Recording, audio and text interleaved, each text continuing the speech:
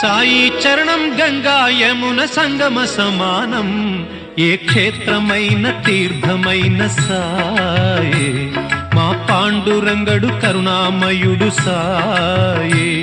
ఏ క్షేత్రమైన తీర్థమైన సాయే, మా పాండురంగడు కరుణామయుడు సాయే. సాయి శరణం బాబా శరణం శరణం, సాయి చరణం గంగా యమున సంగమ సమానం.